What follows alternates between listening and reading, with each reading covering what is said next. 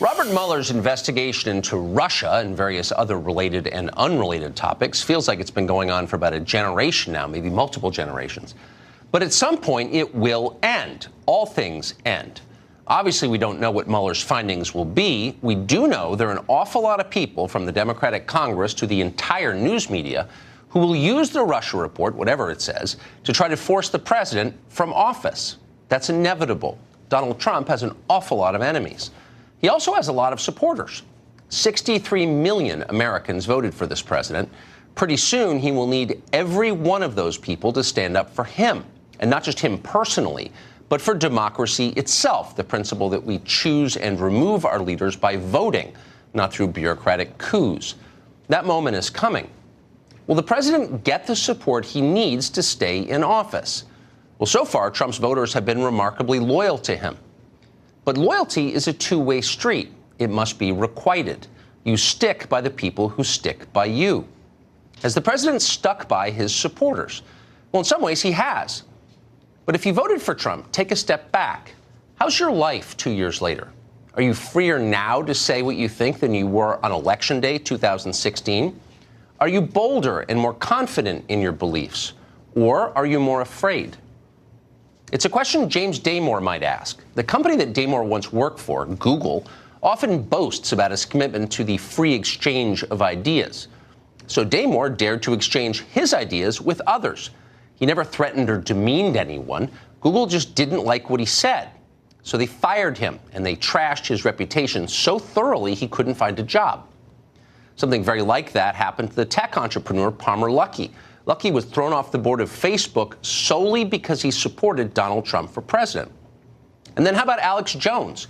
You may not like Jones, you may despise him, but you should know that he was systematically crushed by the big tech companies just for saying things they disliked. He can't even use PayPal anymore.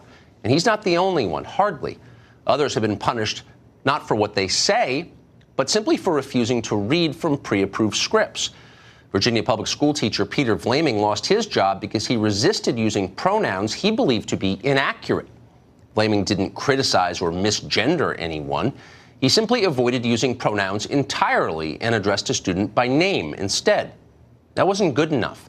Vlaming was fired for the crime of having an opinion that most of the country shares.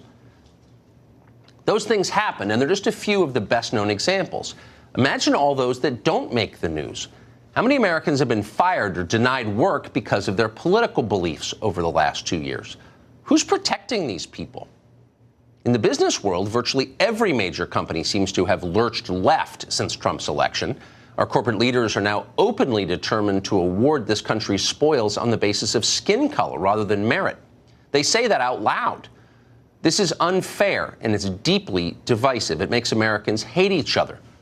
It's also, as a factual matter, illegal. Corporations are not allowed to practice racial discrimination. Neither are universities.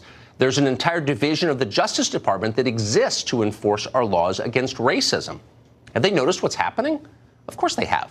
They just don't care. Maybe they should find other jobs.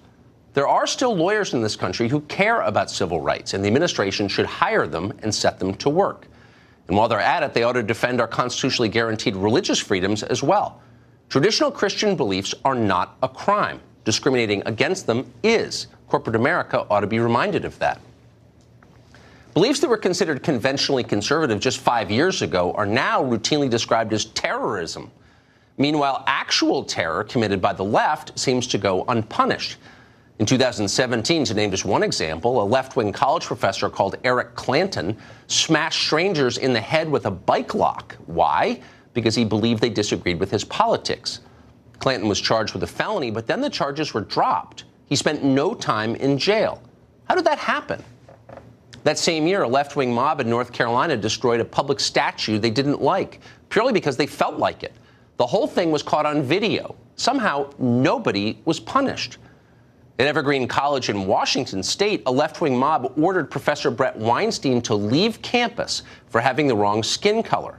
When he refused, the mob rioted. Weinstein was forced to hold classes in a public park.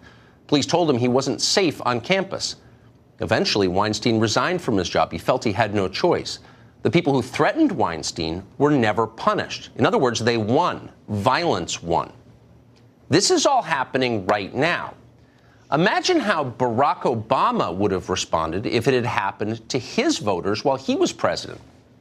Let's say it's 2010. Obamacare has just passed, and public sentiment against the administration is intense. People are angry. Suddenly, it has become, in effect, a crime to support Barack Obama in public. You can be fired for admitting you voted for him. You can be punched in the face for wearing a hat with Obama's name on it. You think Obama would have done something about that? Hell yes. These are his voters. He's the president of the United States. His job is to protect them and all Americans who want to speak freely.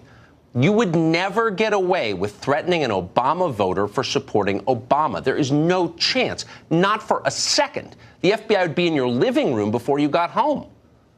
And good for the FBI. If our government exists to do anything, it's to preserve the free society that is our birthright. That society is crumbling. This country is becoming less free. The administration should fight back against that. They have the power. Laws on the books already protect an individual's right to support any political candidate he chooses. Enforce those laws. Should Americans need the approval of some tech billionaire in order to exercise their freedom of speech online? We won't know for sure until the administration pushes back against digital censorship. Facebook and Google and Twitter likely would respond with legal challenges. Let them. Fighting for speech is always the right fight. It's also good politics. The president is up for re-election in 2 years, and he'll be judged on what he has accomplished in office. Will he get a border wall or an infrastructure plan? Who knows? The Congress doesn't seem anxious to cooperate on anything. One thing the president can do is exercise his executive powers to defend the Bill of Rights and the dignity of all Americans, no matter what they think. Let's say the wall is never built.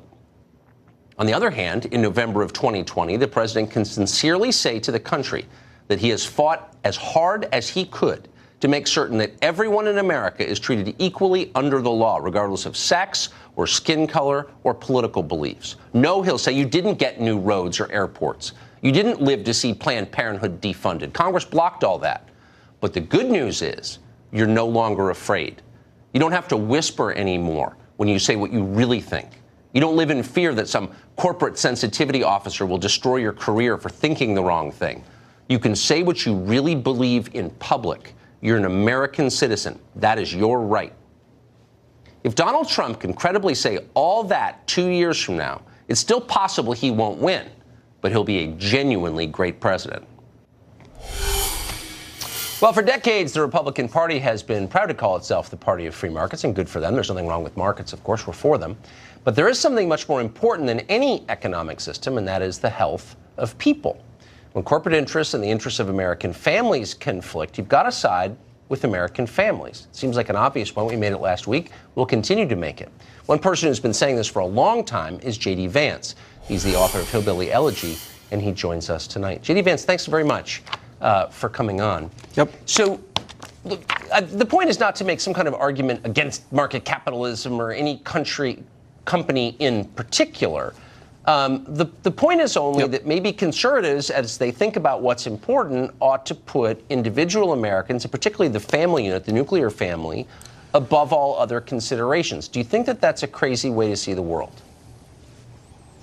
No, I don't at all. The way that I would frame it, Tucker, is we treat market capitalism as an end, or we treat market capitalism as a tool to create prosperity, a tool to create a lot of wealth, a tool to create a healthy society. And I think what a lot of folks in the past 10, 15, 20 years on the right have forgotten is that it is a powerful tool, but it is not the end. It is not, as I said in a piece, a Platonic deity that enforces healthy families, that enforces a prosperous society.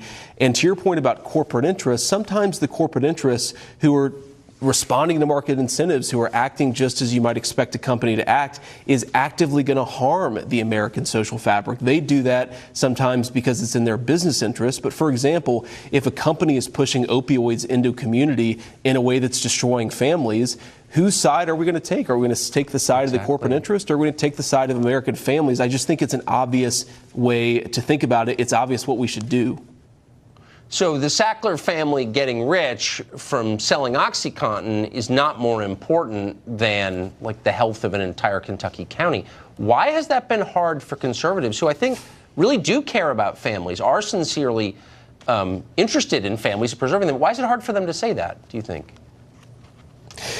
Well, I think there are a couple things going on. I mean, first, so many of the battles in the 1980s and the 1990s were about the Republicans being the party of markets and Democrats being the party against markets. And I think what happened is that we lost a little bit of our muscle memory, a little bit of a recognition that libertarianism and conservatism aren't the same thing, and that sometimes the interests of families do conflict with some of these corporate interests. I really don't think there's anything bizarre or anti-conservative about this. The patron saint of American capitalism recognized that sometimes the interests of corporations would not be the same as the interests of the nation, the interests of families, the interests of communities. And in that situation, it was natural for the state, for the society to take the side of families. That's really all this is ultimately about. Do we remember who we're fighting for? Are we for healthy communities, healthy families, or are we just going to constantly defer to corporate interests every time those two sides collide? I'm worried that if we don't articulate this really clearly and act on it, that the reaction against our current form of capitalism will be so intense that we're going to wind up with something really destructive, socialism, or some awful economic system. Do you share that worry?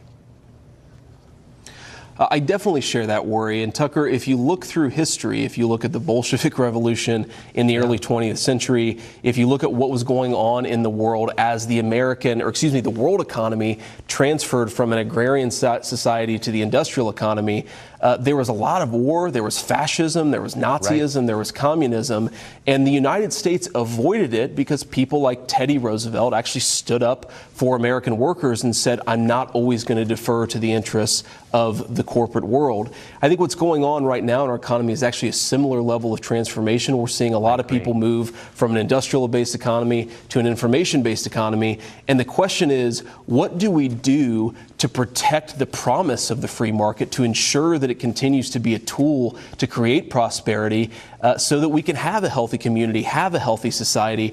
Or do we continue to ignore the fact that a lot of people in America are hurting right now, and when people hurt, they eventually go to the ballot box, and eventually sometimes people do things even worse than voting for politicians and policies that you don't like? That's the lesson of history, and the question is, do we heed the lesson of history? Do we build a modern conservative coalition that supports working and middle class families? It's really, to me, the only way out of this. It's not just about avoiding the worst consequences of history. It's also about building a society, I think, that's better even than the one we inherited, which is what our entire goal should be as people who care about public policy and just about the nation. You're certainly one of the leaders of that effort, and we support you vehemently. Thank you. J.D. Vance, really nicely put. Appreciate it. Thanks, Tucker.